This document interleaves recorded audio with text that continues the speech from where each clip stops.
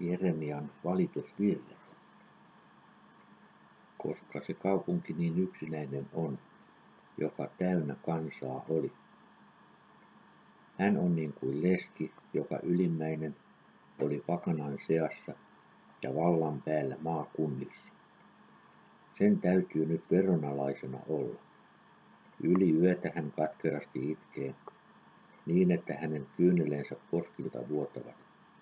Ei hänen ystävistänsä kenkään häntä lohduta, vaan kaikki hänen lähimmäisensä katsovat hänen ylön ja ovat hänen vihollisiksensa tulleet.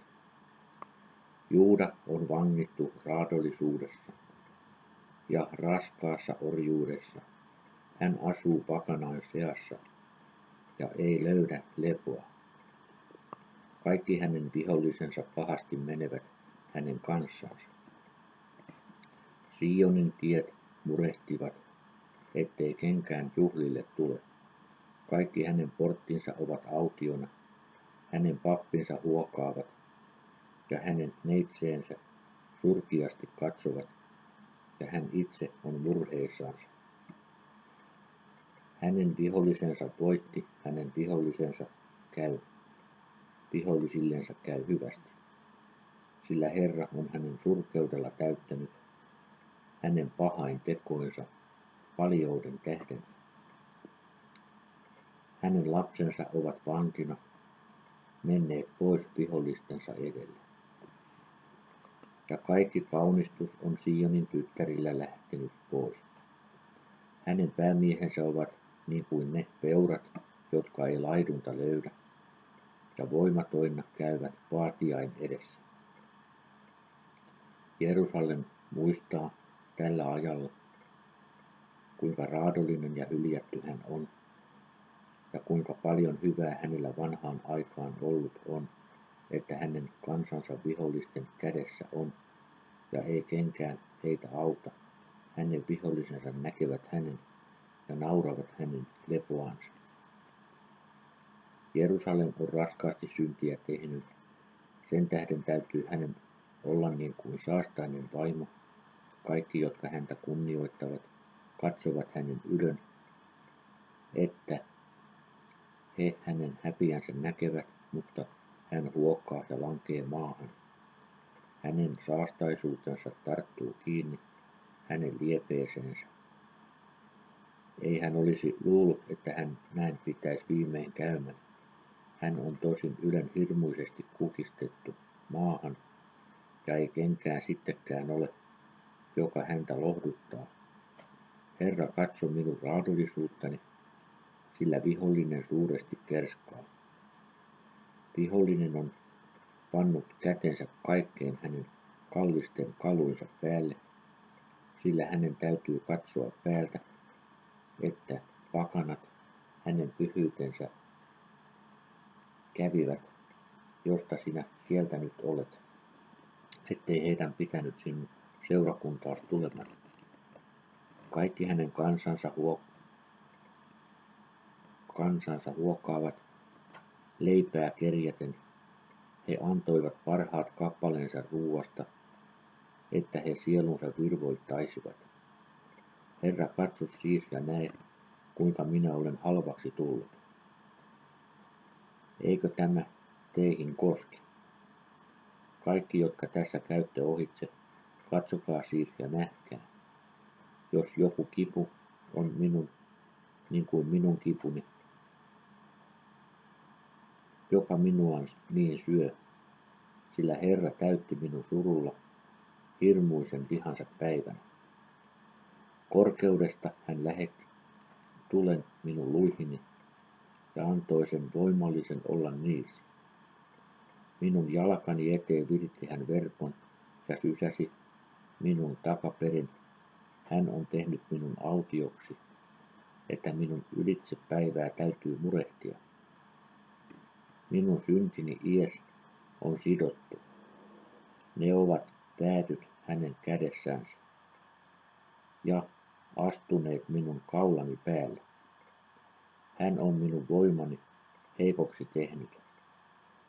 Herra on antanut minua niiden käsiin, joista en minä voi nousta ylös. Herra on tallannut kaikki minun väkeväni alas, jotka minulla olivat. Hän on antanut minusta kokouksen kuuluttaa minun nuoria miehiä kadottamaan. Herra on sotkunut viinakuurnan neitseelle, Juudan tyttärelle. Sen tähden minä niin itken, ja molemmat minun silmäni vettä vuotavat, että lohduttaja, joka minun sieluani pitäisi virvoittavan, on minusta kaukana.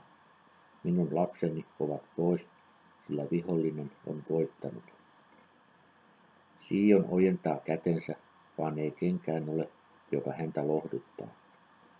Herra on käskenyt Jaakobissa, että ne, jotka hänen ympärillänsä ovat, hänen vihollisensa olisivat. Sillä Jerusalem pitää heidän seassansa niin kuin saastainen vaimo oleman. Herra on vanhurskas, sillä minä olen hänen suuleensa tottelematoin ollut. Kuulkaat kaikki kansat ja katsokaa minun kipuani. Minun neitseeni ja nuorukaiseni ovat vankiuteen menneet. Minä kutsuin ystävääni avukseni, mutta he ovat minun vietelleet. Minun pappini ja vanhimmat kaupungeissa ovat nääntyneet, sillä he kerjäävät leipää henkeänsä virvoittaaksensa. Herra, katso, kuinka minä olen ahdistuksessa, että se kaikki minun sisällyksissäni kivistelee, minun sydämeni tykyttää, minun ruumiissani, sillä minä olen täynnä murhetta, ulkona miekka ja kotona kuolema on minun leskeksi tehnyt. Kyllä se kuuluu, että minä huokaan, ja ei kuitenkaan minulla ole lohduttajaa. Kaikki minun viholliseni kuulevat minun onnettomuuteni, ja siitä riemuitsevat, sillä sinä sen teet. Niin anna siis sen päivän tulla, jonka sinä kuuluttanut olet, että heille kävisi niin kuin minullekin. Anna kaikki heidän pahuutensa tulla sinun eteesi, ja tee heille niin kuin sinä minullekin teit, kaikkeen minun pahain tekoni tähden, sillä minun huokaukseni on suuri, ja minun sydämeni on murheissaansa. 2. luku. Kuinka Herra on vihoissansa Sionin tyttären pimittänyt. Hän on Israelin kunnian heittänyt taivaasta maan päälle. Ei hän ole muistanut jalkainsa astin lautaa vihapäivänänsä. Herra on armottomasti kadottanut kaikki Jaakobin asumiset. Hän on hirmuisuudessaan Juudan tyttären linnan särkenyt ja lyönyt heitä maahan. Hän on hyljännyt hänen valtakuntansa ja päämiehensä. Hän on Israelin kaiken sarven hirmuisessa vihassansa särkenyt ja oikean kätensä vetänyt takaperin, kuin vihollinen tuli, ja on Jaakobissa niin kuin tulen liekin sytyttänyt, joka kuluttaa kaikki ympäriinsä. Hän on joutsensa jännittänyt niin kuin vihollinen. Hänen oikean kätensä on hän vienyt niin kuin vainollinen ja on tappanut kaikki, mitä suloinen oli nähdä. Hän on vihassansa niin kuin tulen vuodattanut Sionin tyttären majaan. Herra on niin kuin vihollinen. Hän on Israelin raadellut, kaikki hänen huoneensa raadellut ja hänen linnansa turmellut.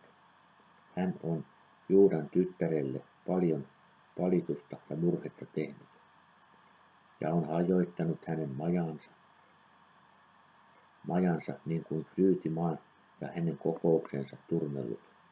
Herra on antanut unohtaa Sionissa sekä juhlat että sapatit ja antanut hirmuisessa vihassansa häväistä sekä kuninkaat että papit.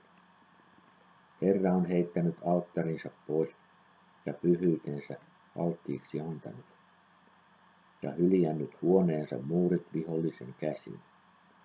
niin että he ovat Herran huoneessa huutaneet niin kuin juhlapäivänä. Herra ajatteli ajoittaaksensa Sionin tyttären muurit. Hän on nuoran vetänyt sen ylitse ja ei vetänyt kättänsä takaperin hukuttamasta, vaan on jaottanut vallit ja muurit ovat ynnä kukistetut. Hänen porttinsa ovat vajotetut maahan. Hän on särkenyt hänen salpansa ja tyhjäksi tehnyt hänen kuninkaansa ja päämiehensä ovat pakanain seassa, jossa ei he lakia saa kuulla, eikä heidän profeettansa löydä näkyä Herralta. Sionin tyttären vanhemmat makaavat maassa ja ovat ääneti, heittävät multaa päänsä päälle ja ovat puettaneet itsensä säkkiin. Jerusalemin neitseet käyvät päät alaspäin. Niin olen minä itkenyt, että minun silmäni puhkeavat, sisällykseni kivistelevät. Maksani on vuodatettu maan päälle, kansani tyttären surkeuden tähden, jonka imeväiset ja piskuiset kaupungin kaduilla nääntyvät. Koska he sanoivat äidilleensä, kussa on leipä ja viina, koska he kaupungin kaduilla nääntyvät, niin surmaan haavoitetut ja antoivat henkensä ylön äitinsä syliin. Voi sinä Jerusalemin tytär, keneen minä vertaan sinun, eli mikä kaltaisena minä sinun pidän. Sinä neitsy, Sionin tytär, mihinkä minä sinun vertaan, jolla minä sinua lohduttaisin, sillä sinun hävintys on suuri niin kuin meri, kuka taitaa sinua parantaa. Sinun profeettas ovat sinulle saarnanneet turhuutta ja hulluja näkyjä, ja ei sinun pahoja tekoja sinulle ilmoittaneet, jolla he olisivat sinun vankeutes estää taitaneet, vaan ovat sinulle saarnanneet turhia saarnoja, joilla he saarnasivat sinun ulos maastasi. Kaikki ohitsekäyväiset paukuttavat käsiänsä sinun tähtes ja viheltävät sinua ja pudistelevat päätänsä Jerusalemin tyttären ylitse. Tämäkö se kaupunki on, josta sanottiin, se on kaikkein jaloin, josta koko maakunta iloitsee. Kaikki viholliset ammottelevat suutansa sinua vastaan, viheltelevät sinua ja kiristävät hampaitansa ja sanovat, me olemme hänen hukuttaneet. Tämä on se päivä, jota me halusimme. Me olemme sen saaneet ja nähneet. Sen on Herra tehnyt, kuin hän oli ajatellut. Hän on täyttänyt sanansa, jonka hän aikaa ennen käskenyt oli. Hän on armottomasti hukuttanut ja on ilahuttanut vihollisen sinussa ja sinun painollistes vallan koroittanut. Heidän sydämensä huutaa Herran tykö. Voi sinä Sionin tyttären muuri, anna päivällä ja yöllä kyynelees vuotaa niin kuin ojan. Älä myös lakkaa, että myös sinun silmämunas mahda lakata. Nouse ja huuda yöllä ensimmäisessä vartiossa. Vuodata sydämes niin kuin vesi Herran eteen. Nosta kätes hänen puoleensa sinun piskuises, sieluin tähden, jotka nälässä nääntyneet ovat joka kadun päässä. Herra, näe ja katso sitä, jonka sinä niin turmellut olet. Pitääkö siis vaimoin ruumiin hedelmän syömän? Vähät lapset, jotka vielä käsillä kannetaan. Pitääkö papit ja profeetat Herran pyhässä niin tapetuiksi tuleman? Kaduilla maassa makasivat nuoret ja vanhat. Minun neitseni ja nuorukaiseni ovat miekan kautta langenneet. Sinä olet tappanut vihapäivänäsi. Sinä olet armottomasti teurastanut. Sinä olet minun viholliseni ympäristöltä kutsunut kokoon, niin kuin juhlapäiväksi, niin ettei kenkään Herran vihan päivänä ole päässyt eikä jäänyt, sillä jotka minä kasvatin ja ruokin, ne minun viholliseni on hukuttanut. 3. luku. Minä olen mies, jonka viheliäisyyttä nähdä täytyy hänen hirmuisuutensa vitsan kautta. Hän johdatti minua ja vei pimeyteen ja ei valkeuteen. Hän on kätensä kääntänyt minua vastaan ja toimittaa toisin aina minun kanssani.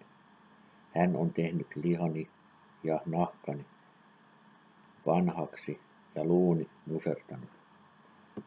Hän rakensi minua vastaan ja sapella ja vaivalla hän minua kääri. Hän on minut pannut pimeyteen niin kuin aikaa kuolleet. Hän on minut muurannut sisälle, etten minä pääse ulos, ja minut kovaan jalkapuuhun pannut.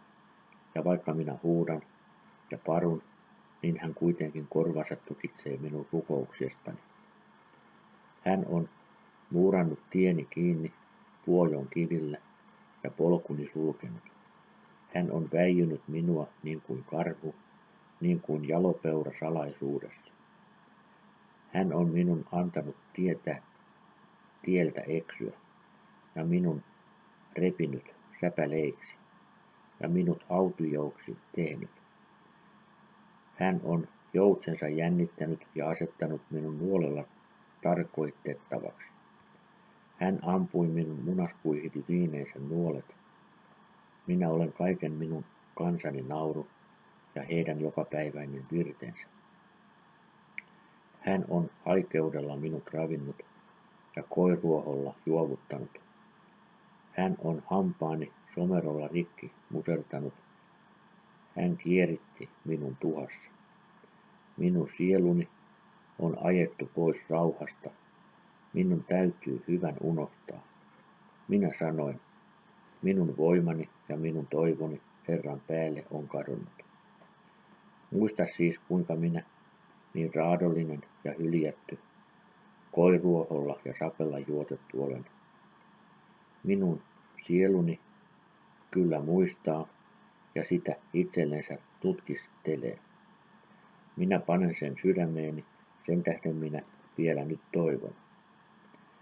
Herran laupeudesta se on, ettemme ratki hukkuneet, ja ei hänen laupeutensa vielä loppunut, vaan joka huomen se on uusi, ja sinun uskollisuutesi on suuri.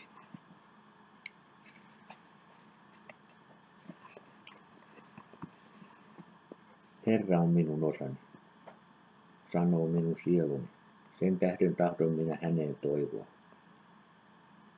Herra on hyvä niille, jotka häneen toivovat, ja niille sieluille, jotka häntä kysyvät.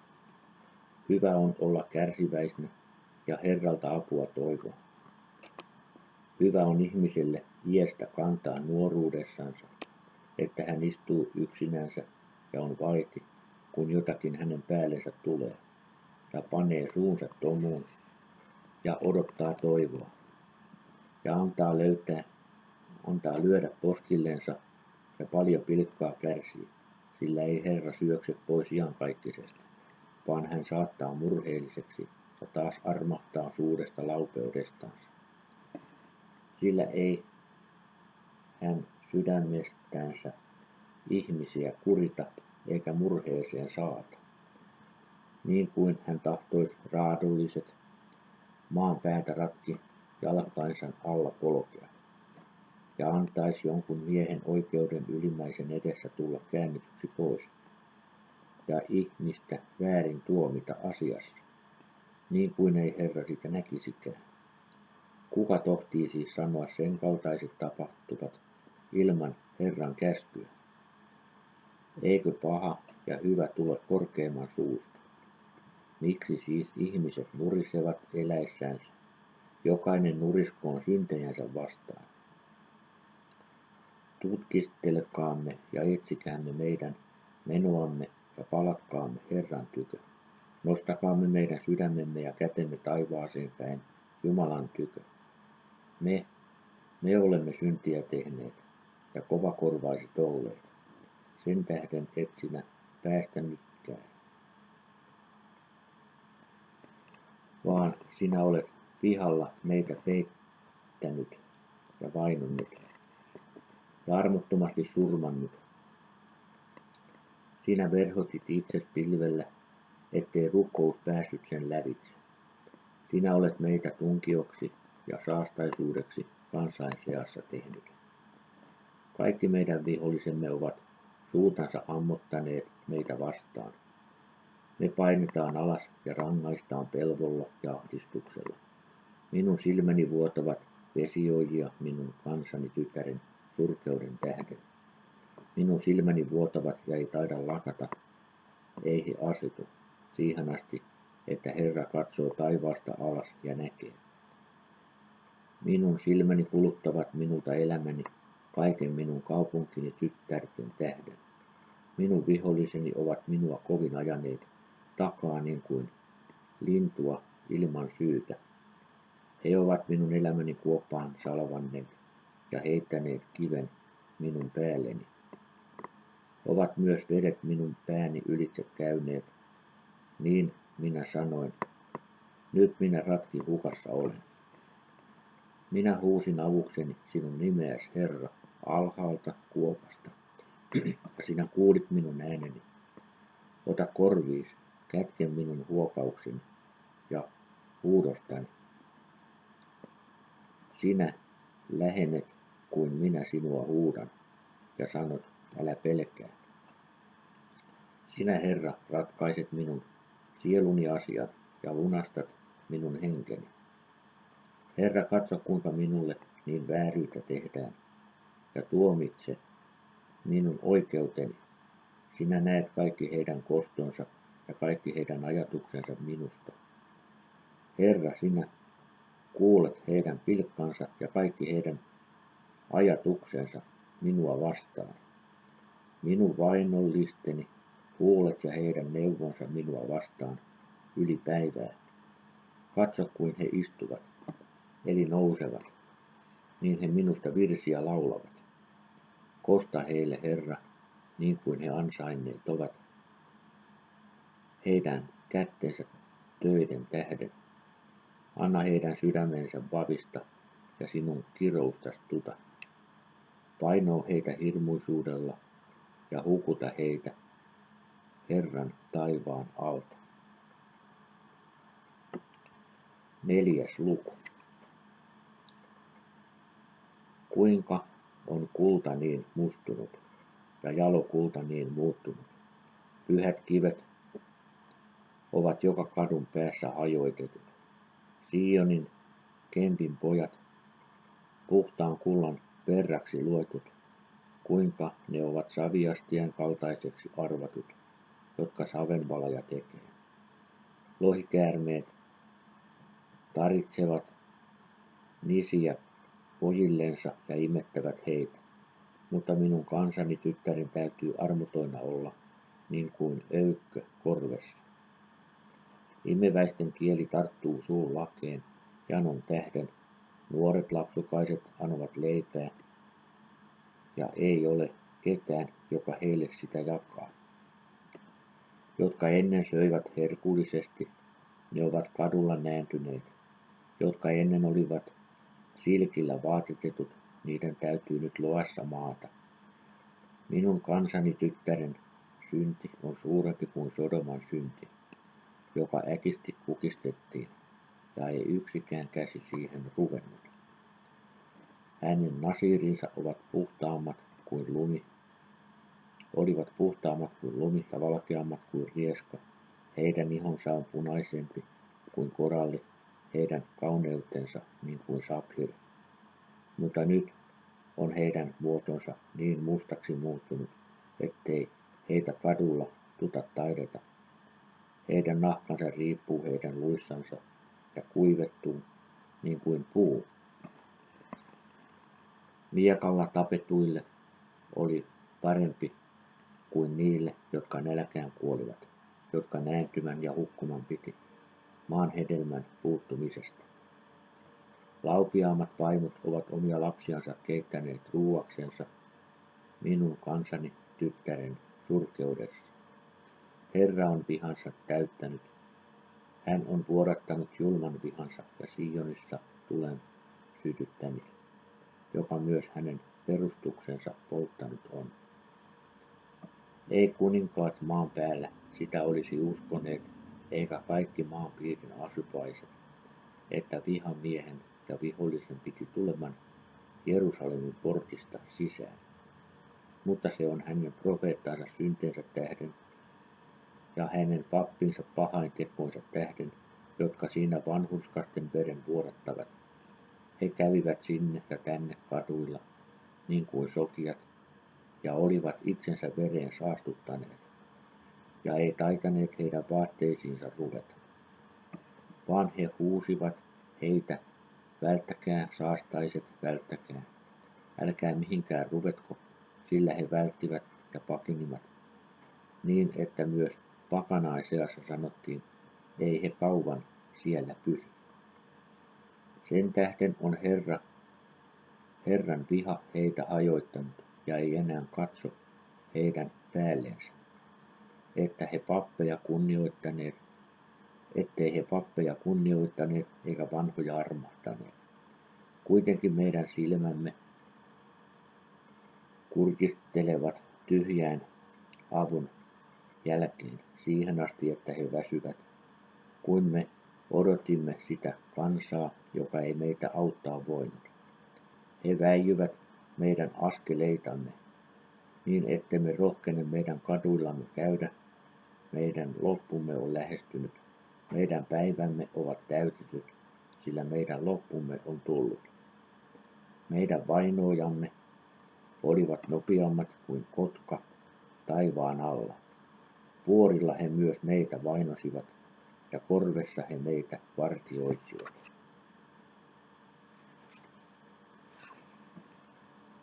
Herran voiteltu, joka meidän turvamme oli, on vangittu heidän verkkoihinsa, josta me sanoimme, että me hänen varjonsa alla elämme pakanain seassa. Iloitse ja riemuitse sinä Edomin tytär, joka asut Uutsin maalla, sillä sen maljan pitää myös sinulle tuleman, ja sinun pitää myös juoman ja alasti itse riisuman, mutta sinun vääryydelläsi on loppu. Sinä Sionin tytär, ei hän enää anna sinua viedä pois, mutta sinun vääryytes Edomin tähden hän etsii ja sinun syntis ilmoittaa. 5. luku. Muista, Herra, kuinka meille tapahtui. Katso ja näe meidän ylön katsettamme. Meidän perintömme on muukalaisten osaksi tullut ja huoneemme ulkonaisten omaksi. Me olemme orvot ilman isää ja äitimme ovat niin kuin lesket. Vettä, joka meidän omamme oli, me joimme rahalla ja omat halut me ostimme hinnalla. Kaulallamme me vaivaa kärsimme ja ehkä me jo väsyneet olimme, ei kuitenkaan meille lepoa annettu. Meidän piti Egyptin ja Assyrian alle meitämme antaman, että me sittenkin leipää ravinnoksemme saaneet olisimme. Meidän isämme ovat syntiä tehneet ja ei enää ole käsissä, ja meidän pitää heidän pahoja tekojansa nautitsemaan.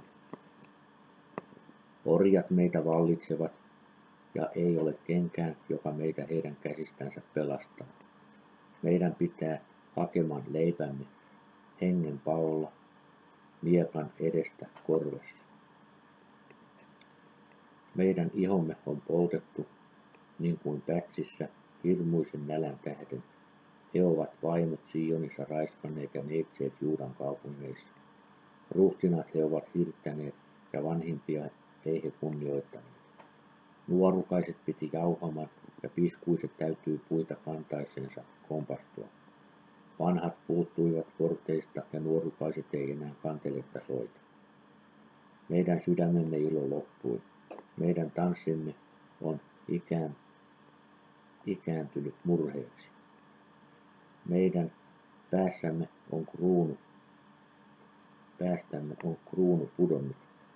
Voi nyt meitä, että me niin olemme syntiä tehneet. Sen tähden on myös sydämemme murheissansa. Niiden tähden ovat meidän silmämme pimenneet. Sionin vuoden tähden, että se niin hävitetty on, että ketut hänessä juoksentelevat. Mutta sinä, Herra, joka iankaikkisesti olet ja istuimes iästä ikään, miksi meidän iankaikkisesti unohdat ja niin kauan meitä peräti hylkäät? Palauta, Herra, meitä jälleen sinun tykös, että me taas paljaisimme, uudista meidän päivämme niin kuin ne alusta olivat. Oletkos meitä peräti heittänyt pois ja sangen suuresti vihastunut meidän päällemme? Jeremian valitusvirsien loppu.